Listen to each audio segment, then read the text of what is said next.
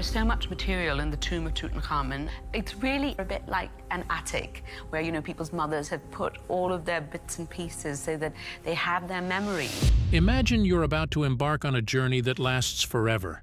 No return ticket, no hotel reservations, just you, the gods, and an eternity of existence. That's exactly how the ancient Egyptians viewed death, not as an end, but as a relocation. And like any serious move, you don't go empty-handed. For over 3,000 years, Egyptian pharaohs were buried with everything they might need in the next world. Food, wine, furniture, clothing, jewelry, and even household goods. This wasn't just tradition, it was survival. To the Egyptians, the afterlife was a real place, and you needed real supplies. Take, for example, Pharaoh Tutankhamun's great-grandfather, Thutmose IV. When his tomb was discovered, archaeologists found beds, chariots, and dozens of wine jars, each labeled like a fine vintage. Or consider Susen's I, the Silver Pharaoh, buried at Tanis with stunning jewelry, a solid silver coffin, and even a set of board games to pass the time in eternity. But none of them, not a single one, prepared for the afterlife quite like a teenage king who died around 1323 BC. His name was Tutankhamun, and his tomb, discovered in 1922, contained over 5,000 treasures packed into 4 cramped rooms. We're not just talking about a few trinkets. We're talking about weapons and armor, including a dagger forged from meteoric iron, its blade literally not from this earth, attached to a golden handle. 130 walking sticks because the king had a bad foot, boomerangs, bow and arrow sets, a golden throne, beds, chairs, including a tiny one made for a child, personal clothing, 100 sandals, 28 gloves, 25 head coverings, 4 socks, and yes, 145 linen loincloths, because even pharaohs need clean underwear in the afterlife. But among all that staggering wealth, one object sat directly on the king's mummified face, a solid gold portrait mask, the most famous artifact ever unearthed in Egypt. Beautiful, flawless, and this treasure remained hidden for 3,000 years. The hunt that missed the mark. For nearly a decade before King Tut's tomb made history, Theodore Davis, the man who should have found it, completely botched the job. Davis was an American lawyer turned millionaire, and between 1905 and 1914, he held the official concession to dig in the Valley of the Kings. Davis didn't do the digging himself. He hired a young British archaeologist named Edward Ayrton to swing the pickaxe.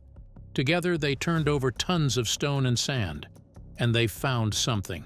In 1907, while clearing a debris pile, they stumbled upon a small pit they called a pet deposit. Inside were broken pottery, linen scraps, and a few objects inscribed with a barely known pharaoh's name, Tutankhamun. Davis barely blinked. At the time, the boy king was a footnote, a minor ruler nobody cared much about. Then, in 1914, Ayrton uncovered something else, a tiny, damaged tomb, later catalogued as KV 54. It was barely a hole in the ground. Inside, more bandages, some clay ceilings, and what looked like leftover food jars. Davis squinted at the meager haul and declared with complete confidence that he had found Tutankhamun's real tomb. He wrote in his publication, "I fear the Valley of the Kings is now exhausted." He was wrong. Dead wrong. What Davis had actually found was a ritual cache, that is, the leftover materials from Tut's funeral, hastily dumped after the priests had finished the mummification. The real tomb, sealed and hidden just a few meters away, was still buried under centuries of flood debris. Davis had literally walked past the greatest archaeological discovery in history and called it a day. Frustrated and convinced the valley was empty, Davis relinquished his concession in 1914. Then came George Herbert, the 5th Earl of Carnarvon. He was a wealthy aristocrat with a passion for Egyptology and a nagging health problem. A car accident had left him needing warm climates. Carnarvon snapped up the digging rights and hired a man named Howard Carter to lead the search. Carter was obsessive, meticulous, and famously stubborn. He studied every map, every fragment, every clue. He believed Davis had missed something big. But just as he was about to start digging in earnest, the world erupted. World War I shut down major excavations. Soldiers replaced archaeologists. the valley went silent. Carter, however, refused to sit idle. He took odd jobs, drawing tomb paintings, working for the British military as a translator and diplomat, but never stopped thinking about that mysterious pharaoh with the unusual name. When the war ended, Carnarvon gave Carter one last chance, one final season, and if they found nothing, the money would run out forever. They started digging in 1922.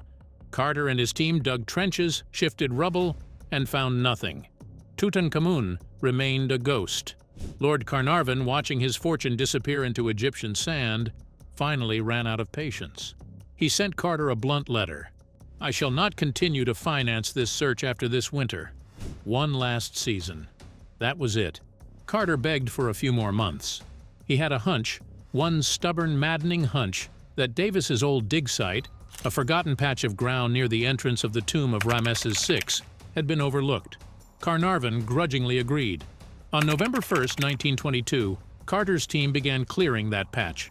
3 days later, just 72 hours into the final attempt, one of Carter's water boys, digging with a pick, scraped against something hard beneath the sand. It was a flat surface, cut stone. They brushed away the dust. A step, then another. Then a whole staircase was carved into the bedrock. At the bottom, a plaster doorway, still sealed after 3,045 years, and stamped into the plaster, clear as day, was a name that would become the most famous in archaeology: Tutankhamun. The glint of gold. On November 26, 1922, Howard Carter made a small hole through the plaster doorway. He inserted a candle and looked inside. What he saw defied all expectations. For decades, archaeologists had accepted that the Valley of the Kings was picked clean. Almost every tomb had been looted in antiquity, sometimes repeatedly. Robbers stripped pharaohs of their gold, smashed furniture for easy carrying, and left behind only broken scraps. So when Carter and his patron, Lord Carnarvon, first saw the sealed doorway, they prepared for disappointment. The plaster showed clear signs of having been broken and resealed, not once, but twice. Carter later wrote that he expected a dry, empty, rubble-filled hole. Instead, the candlelight revealed chaos, but glorious chaos. In his field notes, Carter described strange animals, statues, and gold. Everywhere, the glint of gold. That first chamber, which Carter named the antechamber, contained over 600 objects. But they weren't neatly arranged. Ancient looters had broken in twice, grabbed whatever jewelry and small valuables they could, and fled. Valley guards chased them off and resealed the door, but they never bothered to reorganize the mess. So Carter's team found a jumble: dismantled chariots, overturned chests, a golden throne, gilded couches carved into the shapes of lions, and mythical cows. It took more than 2 months just to photograph, catalog, and clear the antechamber. Beyond that room, a second sealed doorway led to the burial chamber. When Carter finally breached it, he discovered a sight no human had witnessed in 3,245 years. A massive golden shrine, essentially a portable room made of wood overlaid with gold, filled nearly the entire space. Inside that shrine was another, then another, then another. 4 shrines nested like Russian dolls, each covered in protective magical spells. Within the innermost shrine sat a stone sarcophagus weighing over a ton. When Carter's team levered off its lid, they found 3 golden coffins, one inside the next. The outermost coffin was gilded wood. The middle was gilded as well. But the innermost coffin was solid gold, more than 110 kilograms of it, shaped precisely like a mummified king, his arms crossed, holding the royal regalia. And inside that gold coffin lay the mummy of King Tutankhamun himself, covered in jewelry, amulets, and a breathtaking golden portrait mask. That mask, sitting directly on the boy's rapt face, is what the world would come to know as the face of ancient Egypt. It stands 54 centimeters, that's about 21 inches, tall, weighs over 10 kilograms of solid gold, and is inlaid with lapis lazuli, turquoise, and colored glass. For the ancient Egyptians, gold was the flesh of the gods. The mask was not art, it was sacred technology, designed to help the king's soul recognize its own body in the afterlife. And the gold of the face had a slightly different hue from the gold of the headdress. Carter noted these oddities but set them aside. He had 5,000 treasures to catalog. He didn't know it then, but those small inconsistencies were cracks in a cover-up. The mask everyone loved was hiding a secret that would take nearly a century, and a revolutionary technology called quantum imaging to finally expose. Pierced secrets. For a century, the world gazed at King Tut's golden mask and saw perfection. But archaeologists saw something else, a puzzle they couldn't solve. The first clue was right there on the sides of the mask, visible to anyone who looked closely. Pierced ears. In ancient Egypt, earrings weren't just fashion, they carried deep cultural meaning. Tomb paintings, statues, and surviving jewelry all point to a clear rule. Adult male pharaohs were never depicted with pierced ears. Ever. The imagery of a ruling king demanded masculine authority, unpierced, unadorned ears. Piercings belonged to women and children. So why did the most famous pharaoh's mask have two perfectly drilled holes in its earlobes? For decades, Egyptologists shrugged. Maybe it was a childhood holdover, maybe artistic license. But in 2022, exactly a century after Carter's discovery, a team from the University of York published a radical reassessment. Their conclusion, the mask was originally made for someone else entirely, pointed to the pierced ears as the long-overlooked feature that changes everything. Tutankhamun ascended the throne at age 9 and died around age 19 or 20. By the time of his death, Fletcher argues, he would have been portrayed as an adult man, without ear piercings. The presence of those holes suggests the mask was prepared for either a high-status woman or a young child. The most compelling candidate?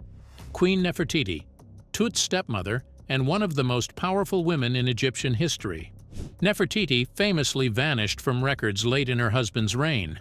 Many historians believe she assumed the throne as a female pharaoh under the name Neferneferuaten.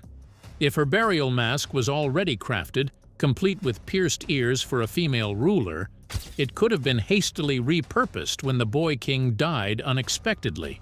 But pierced ears weren't the only clue. The mask's gold told a more technical story. Careful examination revealed that the gold on Tut's face has a slightly different color from the gold on the rest of the headdress. One is a warmer, redder hue, the other is yellower. This isn't a trick of the light. It suggests two different batches of metal, two different manufacturing events. The face, the researchers argue, was effectively grafted onto a pre-existing mask originally shaped for a female face. The ears, for whatever reason, were left intact. Then there's the rushed burial itself. Tutankhamun died suddenly, likely from a combination of a broken leg and a severe malarial infection. Egyptian tradition demanded burial exactly 70 days after death. No exceptions. That's an impossibly tight deadline to carve a tomb, assemble thousands of artifacts, and craft a solid gold portrait mask from scratch. The tomb's wall paintings still have blotches of uncured paint. Workers sealed the chambers before the plaster could properly dry. The tomb itself is unusually small, likely borrowed or repurposed. Even Tut's stone sarcophagus shows chipped corners, as if workers had to force it into a room too small for it. Put it all together: pierced ears, mismatched gold color, a tomb built in panic. The mask everyone assumed was made for the boy king begins to look like something else entirely, a recycled masterpiece, adapted in desperate haste. But for decades, this was just theory. Egyptologists argued, but without hard evidence, the mystery remained unsolved. Then science stepped in. And not just any science, a technology so advanced it reads the atomic memory of metal itself.